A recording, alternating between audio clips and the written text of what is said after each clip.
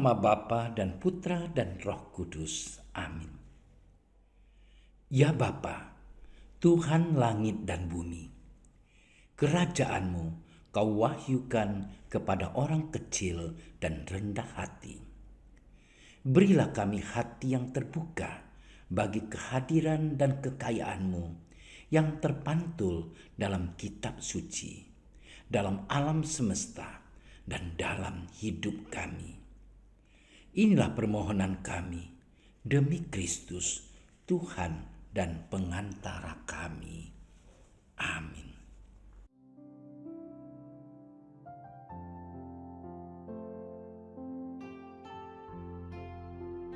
Pada suatu hari, dibawalah kepada Yesus seorang bisu yang kerasukan setan. Setelah setan diusir, orang bisu itu dapat berbicara. Maka heranlah orang banyak, katanya, yang demikian belum pernah dilihat orang di Israel. Tetapi orang Farisi berkata, dengan kuasa penghulu setan, ia mengusir setan. Demikianlah Yesus berkeliling ke semua kota dan desa. Ia mengajar dalam rumah-rumah ibadat dan memberitakan Injil kerajaan surga, serta melenyapkan segala penyakit dan kelemahan. Melihat orang banyak itu, tergeraklah hati Yesus oleh belas kasihan kepada mereka, karena mereka lelah dan terlantar seperti domba yang tidak bergembala. Maka katanya kepada murid-muridnya, tuaian memang banyak, tetapi pekerja sedikit. Karena itu, mintalah kepada Tuhan yang empunya tuaian, supaya ia mengirimkan pekerja-pekerja untuk tuaian itu. Demikianlah Injil Tuhan.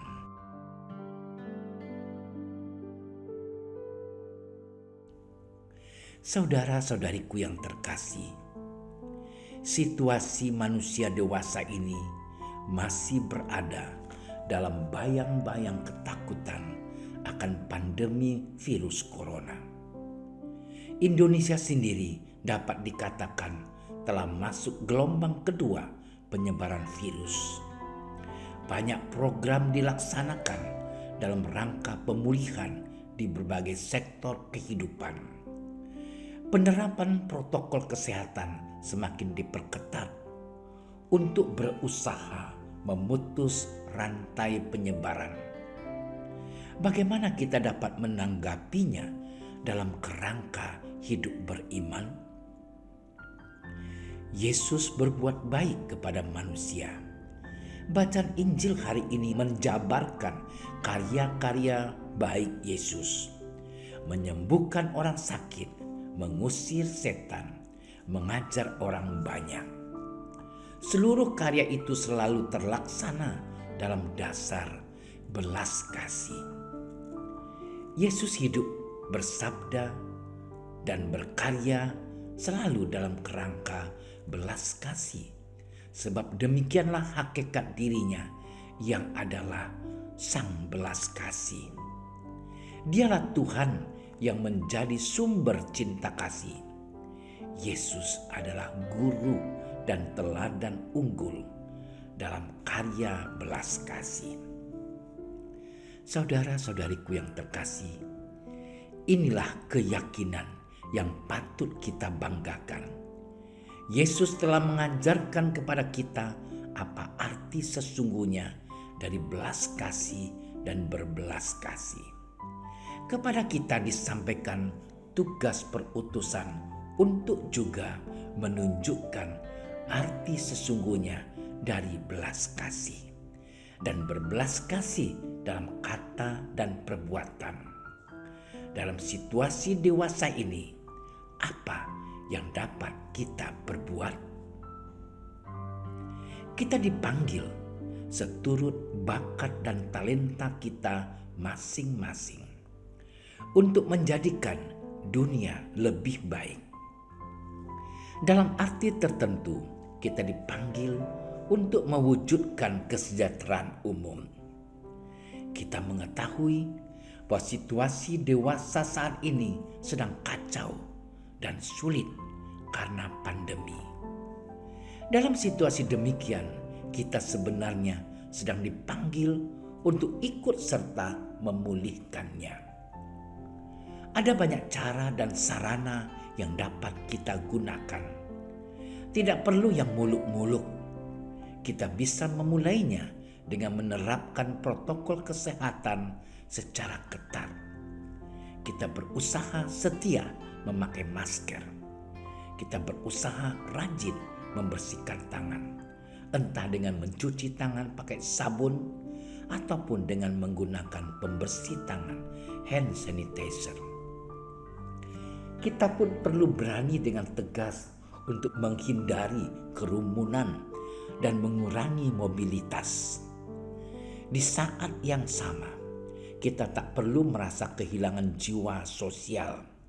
Kita masih bisa membantu sesama yang kesulitan semampu kita. Kita juga dapat mengingatkan orang-orang di sekitar kita untuk waspada terhadap penyebaran virus corona. Cara-cara sederhana ini justru yang perlu kita wujudkan di tengah situasi seperti ini.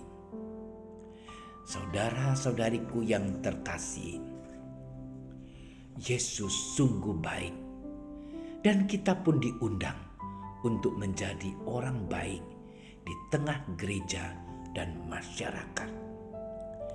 Cara untuk mewujudkan kebaikan dan belas kasih tersebut dapat dimulai dari hal-hal sederhana. Apalagi di tengah situasi sulit ini, kita dapat dengan setia menerapkan protokol kesehatan dengan ketat. Kita dapat membantu sesama dan banyak lagi hal lainnya. Marilah kita tak jemu-jemu mewujudkan panggilan suci kita sebagai murid-murid Tuhan, mewujudkan dunia menjadi lebih baik. Ya Tuhan, dalam rasa syukur atas teladan kebaikan dan belas kasih kepada seluruh umat-Mu, kami mohon kepadamu, semoga Engkau merahmati kami agar juga berusaha mewujudkan kebaikan dalam hal-hal sederhana di tengah situasi dewasa ini, seturut kehendak Yesus Kristus Tuhan kami. Amin. Dalam nama Bapa dan Putra dan Roh Kudus. Amin. Doa Santo Yusuf. Salam penjaga Sang Penebus, suami perawan Maria yang terberkati. Kepadamu Allah mempercayakan putra tunggalnya. Kepadamu Maria menaruh kepercayaannya. Bersama denganmu Yesus menjadi manusia.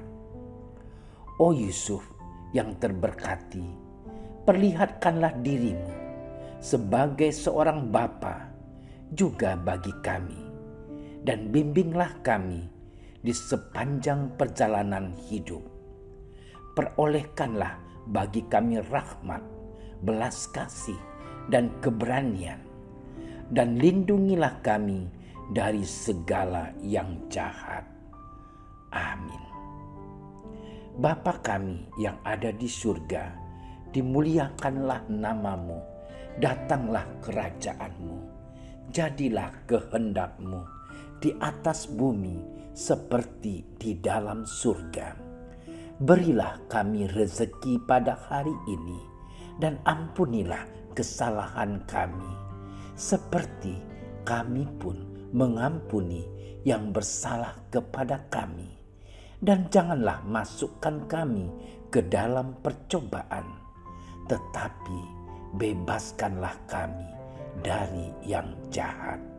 Amin. Salam Maria, penuh rahmat, Tuhan sertamu. Terpujilah engkau di antara wanita, dan terpujilah buah tubuhmu Yesus. Santa Maria, Bunda Allah, doakanlah kami yang berdosa ini, sekarang dan waktu kami mati. Amin.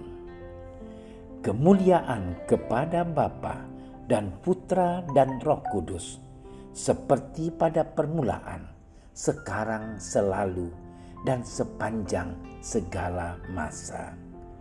Amin. Terima kasih sudah menyaksikan renungan hari ini. Jangan lupa like, subscribe, dan aktifkan tombol loncengnya agar Anda yang pertama mendapatkan notifikasi updatean renungan harian dari Komsos Keuskupan Padang. Dan bagikan ke sosial media agar saudara-saudara kita dapat mendengarkan dan merenungkan firman Tuhan.